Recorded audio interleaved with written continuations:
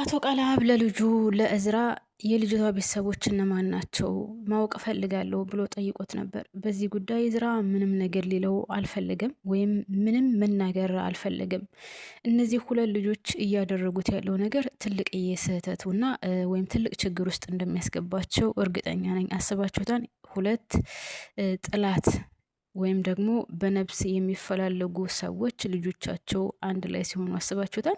እና ደግሞ እኔ አሁንም ያልገባኝ ነገር ቢሆን እዝራም ቤተሰቦቿን አያውቅም፣ ሀናም የእሱን ቤተሰቦች አታውቅም። ቤተሰብና ቤተሰብ ሳይተዋወቅ እንዴት አይነት ግቢ እንደሚፈጠር አይገባኝም። ለማንኛውም አቶ ቃለሀብም ቢሆን እርግጠኛ ነኝ ከአሁን በኋላ የሀናን ቤተሰቦች ወይም የእዝራ አገባታለሁ ያላትን ልጅ ቤተሰቦች መከታተሉ የማይቀር ነው። ሰው ተከታተሉ ሲደርስበት ያው የእዝራና የሀና ጋብቻ መቼውንም እንደማይሆንና እንደማይጋቡ 100% እርግጠኛ ነኝ።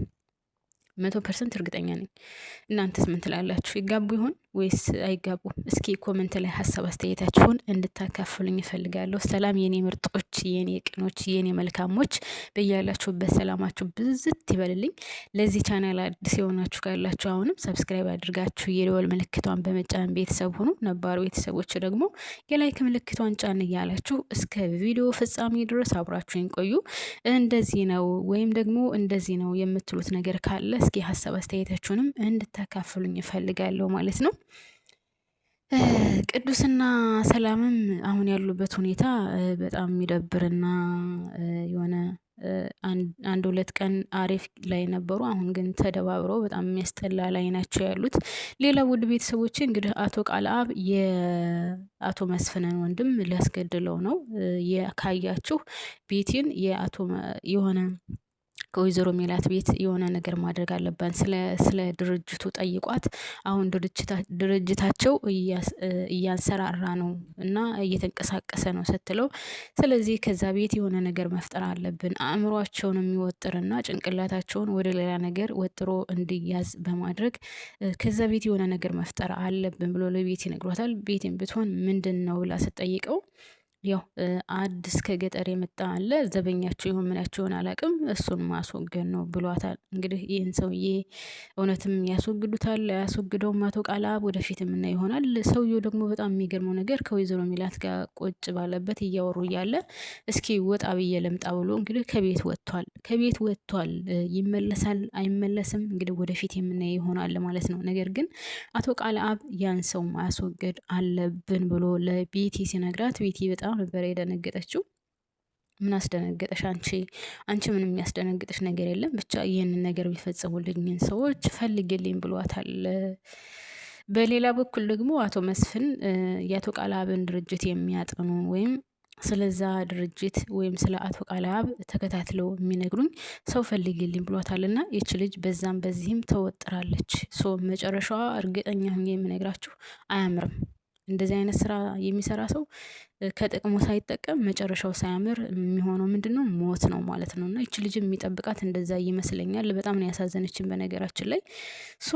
እንግዲህ አቶ ቃለሀብ የአቶ መስፍንን ወንድም ይገለው ይሆን ወይስ አይገለውም? ወደፊት የምናይ ይሆናል ማለት ነው። ሀና ደግሞ በጣም ተጨንቃለች። ሀና እንግዲህ በኤልያስ ጉዳይ በጣም ነው የተጨነቀችው።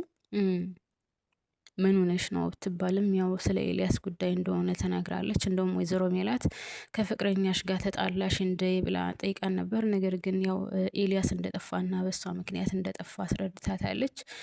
ወይዘሮ ሜላትም እንግዲህ ወስናለች ኤልያስን ለመፈለግ። ሀናም አሊን አግኝተው ነበር። ነገር ግን አግኝታ ብታናግረውም አሊም የተናገረው ነገር ሌላ ነው። አሊም ያው ተጨንቆ ነው፣ ምንም ማድረግ አይችልም። ምክንያቱም ኤልያስ የመጣው ከደሴ ድረስ እሷን ብሎ ነው። እሷን ብሎ መጥቶ ደግሞ ህይወቱ እንደዚህ ሲሆን ያው መጨነቅ ጓደኛ እስከሆነ ድረስ መጨነቅ ግዴታው ነው። ተጨንቋል ከሚገባው በላይ ማለት ነው። ውድ ቤተሰቦቼ እና ኤልያስ ለምን እንደዚህ ሆነ፣ ለምን በሀና ህይወት ስወስንባታለሁ ምናምን ብሎ እሷ ጭንቀት ውስጥ እንድትገባ ያደረጋት እንግዲህ ወደፊት የምናይ ይሆናል። ያው መሆን አልነበረበትም በራሱ ላይ እንደዚህ አይነት ነገር ከመፍረድ ይልቅ እሱ ቀጥ ብሎ ወደ ደሴ ቢሄድ መልካም ነበር። ነገር ግን እሱ ይህንን ነገር አላደረገም ማለት ነው።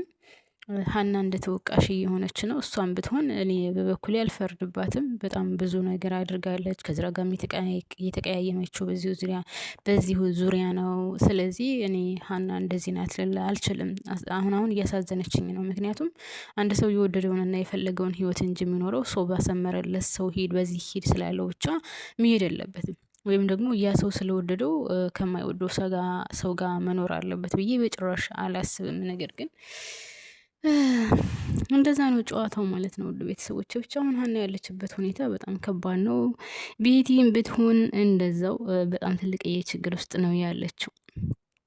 አሁን እዝራ ለሀና ሽምግልና ሲልክ ሀና ምን ብለዋለች? እኔ እናንተ ካሁን በኋላ የምንገናኘው ሽምግልና ስትልክ ወይም ሽምግልና ልትልክ ሰው ማለት ቤተሰቦች ዘጋጁ ምናምን በሚለው ሰዓት ብቻ ነው እንድንገናኝ ፈልገው እንጂ ከዛ ውጭ ካንተ ጋር መገናኘት አልፈልግም ብለዋለች። እና አቶ ቃለአብስ ይህን ነገር ይስማማበታል ብላችሁ ታስባላችሁ? መጀመሪያ ቤተሰቦቿ እነማን ናቸው፣ ምንድን ናቸው የሚለውን ነገር ሳያረጋግጥ ከዛስ ሽማግሌዎቹ መቼም ከሽማግሌዎቹ እሱ ራሱ አንዱ ሽማግሌ ሆኖ ነው የሚመጣው። ምክንያቱም አባት እስከሆነ ድረስ ግዴታ ነው። ስለዚህ እንደው ታውቃላችሁ ቤተሰቦች በጉጉት እየጠበቅኩን ነው። በነገራችን ላይ ሽማግሌዎቹ መጥተው ከዛ የማናት ልጅ ምንድናት እሱ ብቻ ሳይሆን አቶ ቃለአብ ሽማግሌ የልጁ አባት ሆኖ መጥቶ የልጅ አባት ለካ ሽማግሌ አይሆንማ ቤተሰብ። አዎ አይሆንም። የልጅ አባት ሽማግሌ አይሆንም። ሌላ ሰው ነው የሚመጣው ለካ። ከዛ የማን ቤተሰብ ናችሁ ምንድናችሁ? ዘር ቆጠራ እንኳን የለም። ይሄ አሁን የአቶ መስፍን ወንድም ከመጥፎ ዘር እንዳታገናኙን ምናምን ምናምን እያለ ነው። ግን ዘር ቆጠራ የሚባለውን ነገር ተውትና ግን ያው የማን ቤተሰብ ናት ምናምን የሚባለው ግዴታ መጠየቅ ስላለበት ይጠየቃል። እሱም የማን ልጅ ነው፣ አባቱ ማን ነው፣ እናቱ ማን ናት፣ ስራው ምንድን ነው፣ የአባቱ ስራ ምንድን ነው፣ ይሄ ግዴታ ነው መጠየቅ። ሰው መጠየቁ ስለማይቀር ከዛ ይታወቃል። የእዝራና የሀና ጋብቻ እንደዚህ ባጭሩ ተቋጭቶ ይቀራል ማለት ነው። ሌላው ውድ ቤተሰቦቼ አቶ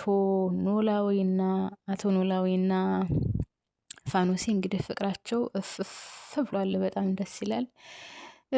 ምናልባትም ልጅ ሊወልዱ ይችላሉ፣ አይታወቅም። አቶ ኖላዊም ወደ ደሴ መሄዱን ትቶታል። በቃ እንደውም ሀኒቾ እያሽኮረመመችው ነበረ። ከማጋ ነበር ምን ያደረጋችሁ ምናምን ሁሉ እያለች እና አስባችሁታል። ከእሷ ጋር እንደዚህ እያደረግኩኝ አደርኩ ብሎ ሊነግራት ፈልጋ ነው፣ አላቅለትም። ለማንኛውም አቶ ኖላዊም አሁን ጥሩ ሁኔታ ላይ ነው ያለው። በጣም ደስ ይላል። ፋኖስ ተቀብለዋለች።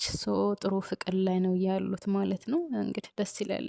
በጣም የሚያሳዝነው አሴር ነው። አሴር ኤልያስ ጋር ዙረት ከአሊ ጋር ኤልያስን ለመፈለግ እየዞሩ ነበረ፣ ሊያገኙት አልቻሉም። አሴርም እየተበሳጨ ነበር። እኔ ምን አገባኝ ደከመኝ ምናምን እያለ እየተበሳጨ ነበር። ሲቀጥል ለአሊ ምናልባት ኤልያስ በራሱ ላይ የሆነ ነገር አድርጎ ሊሆን ይችላል። ስለዚህ ሐኪም ቤት ሄደን እንፈልገው፣ ሕክምና ቦታ ወይም በየሆስፒታሉ እየዞረን እንፈልገው እያለው ነበር። እሱ ደግሞ በጣም ነበር የደነገጠው። እውነት አሊ ኤልያስ ይህንን ነገር አድርጎት ነው ወይ? ኤልያስ በራሱ ላይ ይህንን ነገር ሲያደርጋል ወይ? ለእናቱ ምን ብዬ ነው ማስረዳት? ያቺ ምስኪን እናቱ የረትኒ ትቼው ባልሄድኩ ኖሮ አብሬው በቆየሁኝ ምናምን እያለ እንግዲህ አሌም ቢሆን በጣም እየተጸጸተ ነበር ማለት ነው። እና ከልጁ በላይ ደግሞ እናቱ ናት ያሳዘነችው። እናት በጣም ታሳዝናለች። እንግዲህ አለኝ የምትለው ልጇ ጧሪዋ ቀባሪዋ እንደዚህ ሆኖ ሲቀር በጣም ከባድ ነው ለእናት። ድራኩላ የልጅ ልጅ ማየት የምትፈልግ እናት ልጅሽ እንደዚህ ሆኗን ስትባል በጣም ከባድ ነው። ለማንኛውም እንግዲህ ድራማው ያው ወደ ማለቂያው እየሄደ ይመስለኛል። ሌላ አዲስ ድራማ ሳይጀምሩ አይቀሩም። እንደውም ዛሬ ማታ ይለቀቃል ብለዋል ማለት ነው። እንግዲህ ዛሬ ማታ ዛሬ ይሄን ነገ ከለቀኩት ለነገ ማለት ነው። ለማንኛውም እንግዲህ ይህንን ይመስላል። እናንተስ ምን ትላላችሁ? እስኪ ሀሳብ አስተያየት ካላችሁ ሀሳብ አስተያየታችሁን አካፍሉኝ። የኔ የቀኖችን የመልካሞች እባካችሁን ቻናሌን ላይክ እና ሼር ሰብስክራይብ እያደረጋችሁ አበረታቱኝ።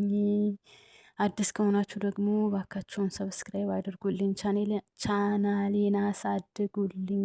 ላይክ ማድረጋችሁን ደግሞ አትርሱ። ወዳችኋለሁ፣ አከብራችኋለሁ። ከጎን የሆናችሁ ለምታበረታቱኝ በአጠቃላይ ፈጣሪ ያክብርልኝ። በያላችሁበት ሰላማችሁ ብዝት ይበል። እቅዳችሁን፣ ሀሳባችሁን፣ ውስጣችሁ የሚሻውን ፈጣሪ ያሳካላችሁ። አመሰግናለሁ።